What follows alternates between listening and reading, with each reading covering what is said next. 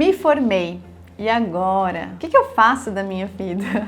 Até então eu era estudante. E agora? O que eu faço? Agora eu sou nutricionista. Como eu começo? Onde que eu vou? Com quem que eu falo? Isso são dores muito comuns desse processo de passagem, desse ritual que é a formatura. Um dia a gente ainda é graduando, ainda está ali na universidade, e no outro dia a gente já não tem mais vínculo com a nossa universidade. A gente já está pronto para o mercado de trabalho. Isso é um tema que recorrentemente eu vejo os meus alunos, as pessoas que eu convivo com essa angústia de saber o que fazer depois da formatura, depois da graduação profissional. Meu nome é Bruna Boaventura, sou nutricionista, cientista, professora de nutrição e mentora de nutricionistas. E hoje eu vou trazer um tema que às vezes a gente não conversa muito, mas sobre essas angústias de o que fazer depois da formatura, o que fazer depois de se tornar um nutricionista. É óbvio que a gente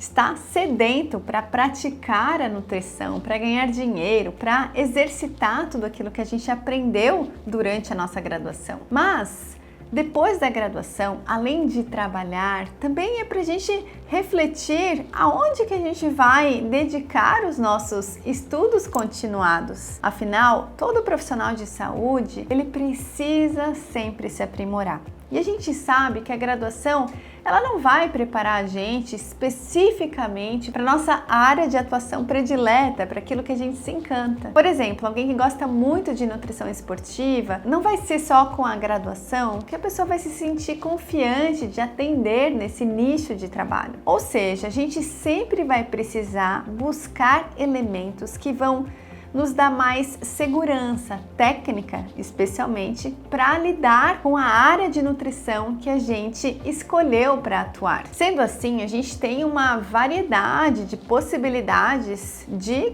estudos continuados. Então a gente tem desde cursos que não tem nenhum vínculo, que são de curta duração, até toda uma carreira acadêmica, dependendo dos objetivos que a pessoa tem. Então, especialmente é importante no início refletir sobre quais são os meus objetivos. Por exemplo, meu objetivo era ser docente de uma universidade federal, onde eu pudesse fazer pesquisa. E para ser isso, eu tinha que ter doutorado. Então eu já sabia que eu precisava fazer mestrado e doutorado para conseguir essa posição que eu escolhi na carreira docente. Mas, por exemplo, você gosta de nutrição esportiva ou de nutrição oncológica?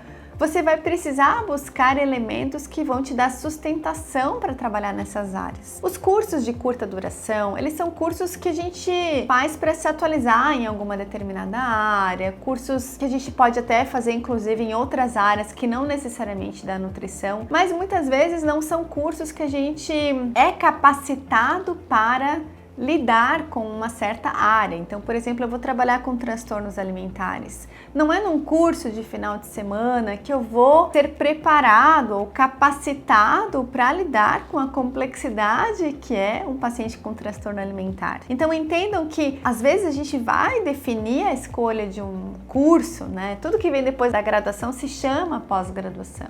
Então, não é um curso simples, às vezes, que vai me sustentar para a prática profissional que eu escolhi. Então, os cursos de curta duração, seja de um final de semana, seja de um mês ou de 6 meses, eles podem sim dar aspectos práticos ou até áreas que vão adicionar na conduta profissional. Então, por exemplo, aspectos de marketing, liderança, também podem ser cursos legais de se fazer, ou contabilidade, enfim, coisas que também são contribuidoras para a nossa carreira profissional. Mas quando a gente pensa em formação propriamente dita, em áreas de atuação da nutrição, a gente precisa buscar especializações, lato sensu, ou mestrado e doutorado, dependendo do caso. Então, quando a gente pensa especificamente, ok, eu quero me aprofundar nessa área de nutrição oncológica, pode-se então escolher uma especialização onde se terão muitos elementos teórico e práticos, né, nessa busca, nesse conteúdo, mas da especialização é algo realmente que se instiga a questão da prática profissional. Então, normalmente os professores, eles têm um currículo acadêmico, porém são professores que têm uma vasta experiência prática. Então, nas especializações, costuma-se ter conhecimentos que são facilmente aplicáveis na nossa prática profissional. Então, uma especialização ela é muito gostosa de se fazer porque justamente é algo que a gente vê a teoria e vê a aplicação prática. Tem pessoas que têm trocentas especializações, então não é o caso, mas sejam específicos e muito assertivos na hora de selecionar a sua especialização. Então, escolher boas instituições para fazer essa especialização, escolher um bom tema de conclusão de curso, enfim, são elementos que vão trazendo excelência, né, para aquela escolha de um curso que tem uma longa duração, né? Que dura 1 ano, 1 ano e meio, 2 anos. E a gente tem ainda as modalidades, né? Que podem ser à distância, híbridas ou presenciais. Então, vale avaliar ali o que é mais interessante, né? A questão do presencial, do contato com outros profissionais da área, ou então, é inviável presencial, mas o quanto que a gente pode se beneficiar também, às vezes, de uma especialização remota. Então, acho que é importante que cada um avalie as suas especificidades e as suas exigências para o seu curso de especialização. E aí, se a pessoa gosta da parte acadêmica, eu falo que o mestrado, não dá pra gente dizer que a pessoa vai trabalhar na área acadêmica ou na área da pesquisa. Agora sim, se a pessoa vai para um doutorado, ela já está mais interessada em se aprofundar nessas questões mais científicas, de pesquisa, que é algo um pouco mais afunilado. Mas o mestrado, antigamente ele era uma questão mais acadêmica, mas hoje eu vejo o mestrado como algo até necessário que os profissionais poderiam fazer, especialmente quando a gente pensa em critério científico, quando a gente pensa em análise de evidências. A gente usa evidência na nossa prática clínica, mas muitas vezes a gente não sabe nem procurar numa base de artigos, a gente não sabe nem interpretar direito um artigo científico ou ter uma análise criteriosa sobre a metodologia, sobre os resultados, se essa revista que foi publicada esses dados é uma revista de impacto. Então, no mestrado, a gente aprende a ser um pouco mais seletiva nas informações que a gente encontra na ciência. Afinal, a nossa prática profissional é baseada em ciência. Então, tanto a especialização quanto o mestrado, eu sou suspeita porque eu acho os dois muito bons para quem se forma, né? Quando se forma e tem a possibilidade de engatar um mestrado, por exemplo, ou engatar uma especialização, os dois são excelentes opções. Mas às vezes o mestrado, ele está numa lógica de estudos um pouco mais parecida com a graduação. Então, às vezes é mais fácil sair da graduação e engatar um mestrado do que depois sair da graduação e anos depois tentar voltar no mestrado. O ritmo de estudos do mestrado ele é mais compatível com o ritmo de estudos da graduação. Mas é claro que tem pessoas que não vão, como eu falei, para a área acadêmica. Então podem ficar ali nas especializações, mestrado, curso. E é isso. A nossa carreira ela vai sendo em busca de aperfeiçoamento técnico. E às vezes o que a gente vai mudando são os temas que a gente vai se interessando. Um grande desafio também é quando a gente busca a internacionalização dos nossos estudos. Então, fazer cursos no exterior também é algo que nos impulsiona a desenvolver habilidades diferentes na nossa profissão, não só teóricas, mas também de língua, né? De poder falar uma língua diferente, de poder se comunicar numa língua diferente, de poder conhecer outras realidades além da nossa. E por fim, a gente tem também a escolha do doutorado. A escolha do doutorado é justamente para as pessoas que querem se aprofundar nesse meio científico, que acabam estando mais em contato com a docência. Então, os professores de especialização, eles vão fazer mestrado, muitas vezes vão fazer doutorado. Quando a gente faz doutorado, normalmente a pessoa ela tem bastante contato com a docência ou então trabalha em empresas que tenham muito forte essa questão de Research and Development, que são áreas de desenvolvimento de novos produtos, de novas tendências, onde se busca esses doutores, pesquisadores para desenvolver essas pesquisas no âmbito industrial. Uma coisa que eu não falei é a questão das residências.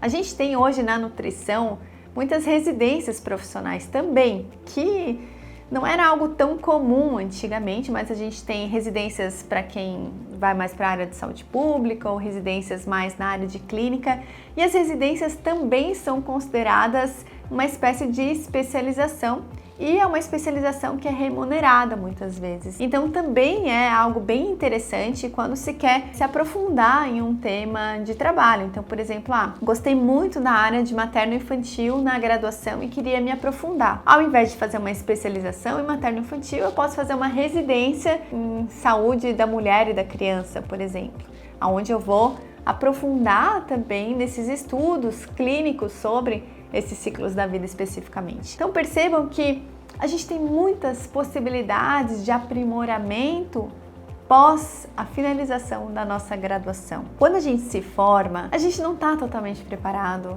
a gente não está totalmente seguro, a gente não chegou no ápice da nossa carreira. A carreira do profissional de saúde, ela é acompanhada por constantes aprimoramentos e a gente vai buscando esses aprimoramentos. Então, não se sinta inseguro ou desanimado que a graduação não te preparou suficientemente. É porque a graduação não tinha como te preparar, ela tinha que te ensinar todas as áreas de atuação do nutricionista. A gente chama isso de uma formação generalista. E a partir da graduação é onde a gente vai se aprofundando no que realmente a gente gosta. A educação, ela tá mudando muito ultimamente, então já dizem que não sei se vai ter mais graduações no futuro, mas enfim, a excelência dos estudos a gente sempre vai estar em busca. A gente quer sempre aprender o melhor, com os melhores profissionais, com as melhores instituições. A gente sempre busca o melhor. Sejam seletivos com o investimento que vocês fazem nos seus estudos, que envolve tanto aspectos financeiros, mas também como de tempo. E uma coisa, sempre se sintam curiosos para saber mais. Então a gente tem muitas formas de aprender, é algo muito vasto e vai depender especialmente do seu objetivo. Então, às vezes o seu objetivo ele vai mudando no meio do caminho, né? Como eu falei, eu decidi ser professora lá na graduação, na 5ª fase. E aí eu sabia que eu tinha essa jornada para percorrer de mestrado, doutorado, concurso. Mas hoje, por exemplo, eu faço cursos que me instiguem, que me dão curiosidade. Eu participo de workshops específicos para pesquisadores.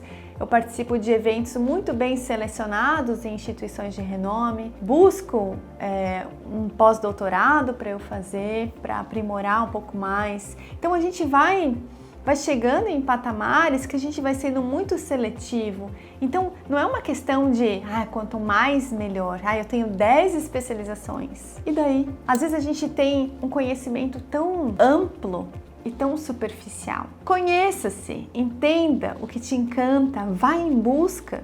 Às vezes estudando a gente vê que a gente não queria mais fazer aquilo, a gente não quer mais fazer aquilo e a gente quer ressignificar a nossa rota. E isso eu vi no meu doutorado.